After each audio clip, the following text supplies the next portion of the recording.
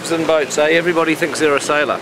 So welcome to our new blog, which is about the logistics of location shooting. We've been travelling pretty much the length and breadth of New Zealand shooting locations for The Hobbit. It's been great to get outside. It's been great to get that texture of Middle-earth into the movie. After many weeks of shooting in the studio, we've established our characters, we've established our story, and it was finally time to get on the road and establish the landscapes of Middle-earth.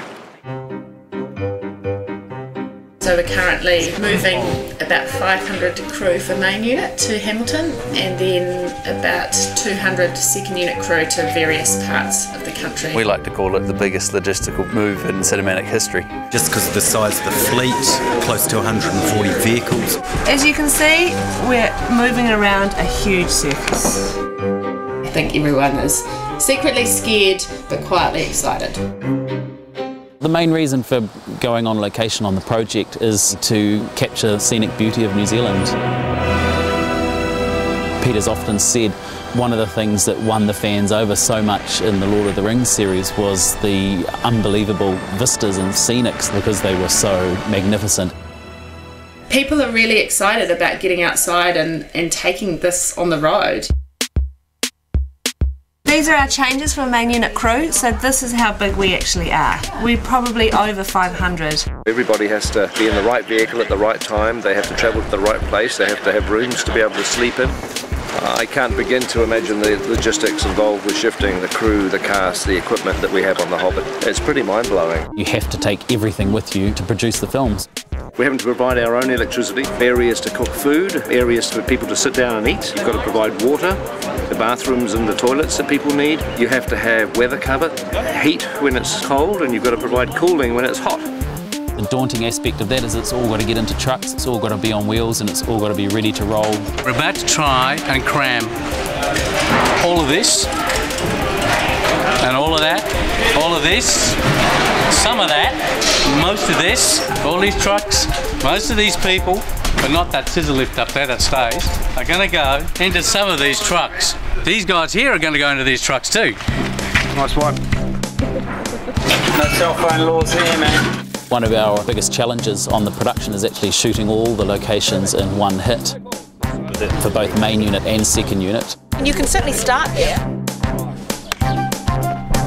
We're away for about 7.5 weeks if the weather holds up, so we're basically praying that every spot we go to in the country is sunny and beautiful. First location is Mathemata up in Old Hobbiton, so returning back to the first spot from Lord of the Rings, which is pretty exciting. Fantastic job, and we're out of here at 4 o'clock in the morning. And as you can see, we're totally under control.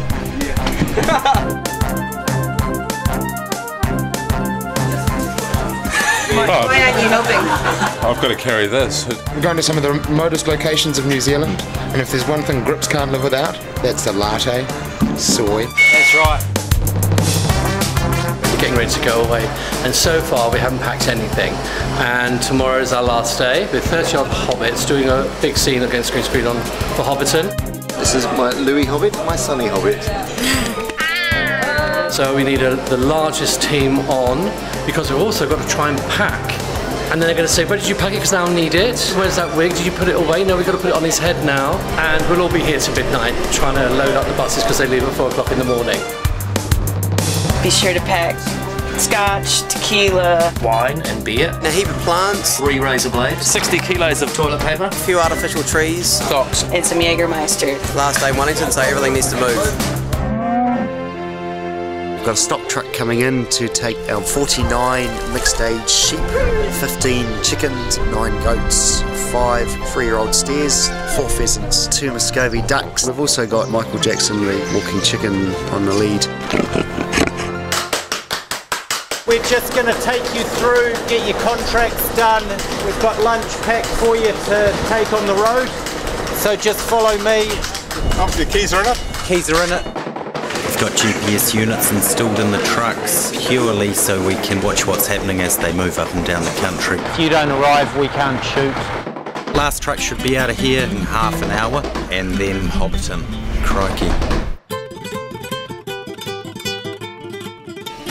Just remember, the reason you're on this plane is because you're so valuable to the production.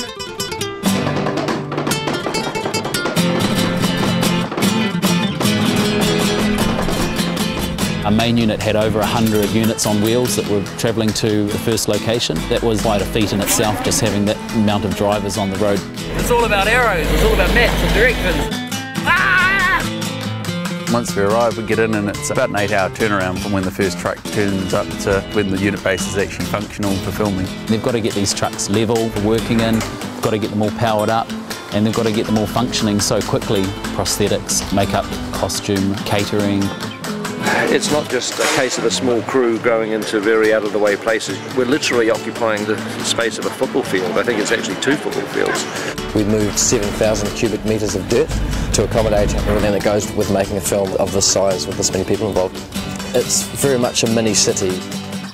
To everyone's amazement, you know, they went home on Friday night in Wellington, turned up to work here on Monday morning and everything's here, parked up in order and looking good and working.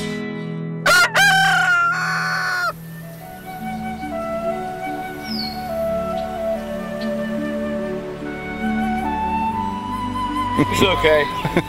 Rough day at the office today, Mom. So after 110 days in the studio, we finally make it out into the sunshine.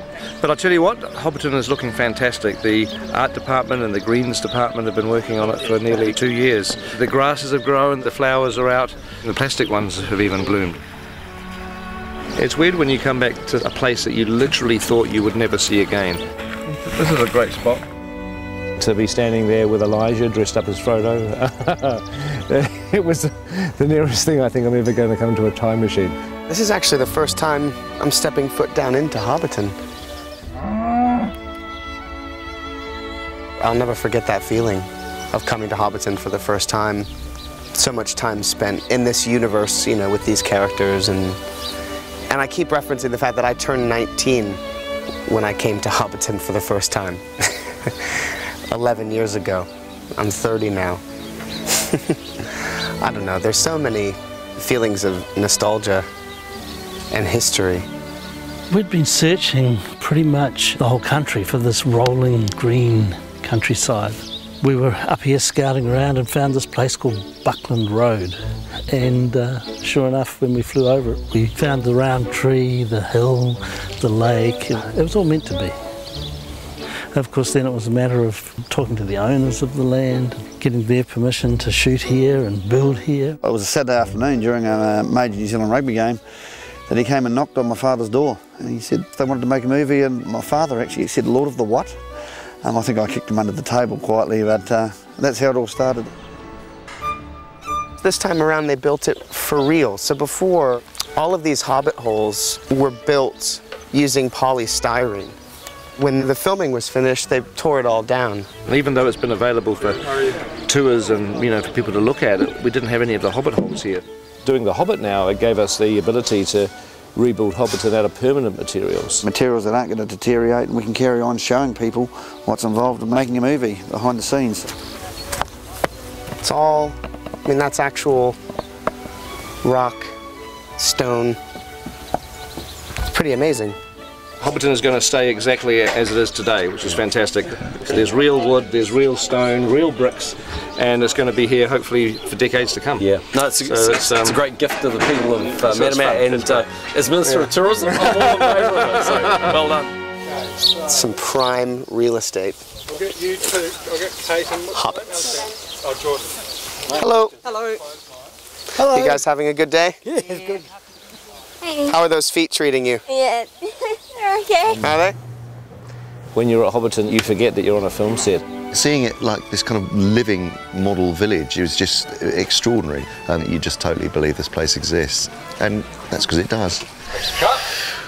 Maybe I've smoked a little bit too much of this now. It's an authentic village. It's 100% 360-degree, look wherever you like, little Hobbit village.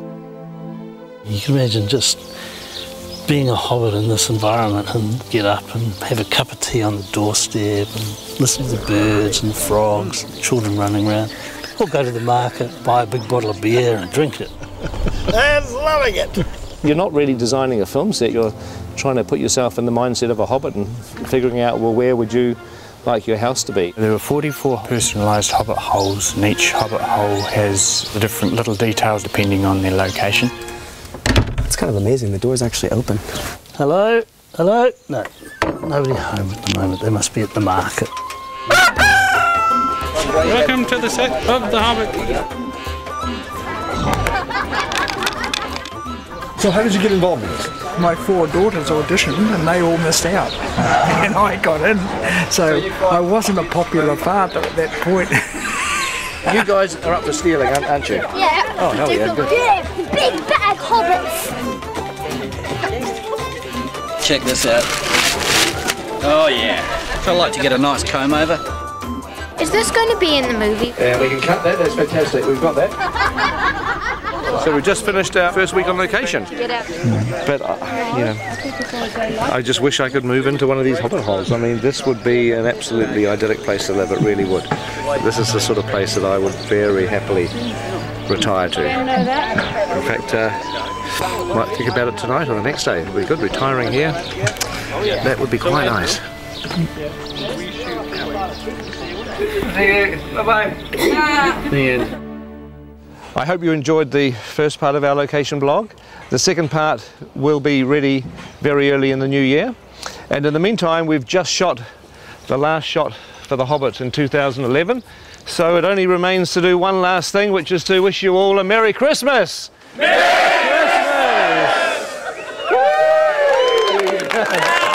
Champagne!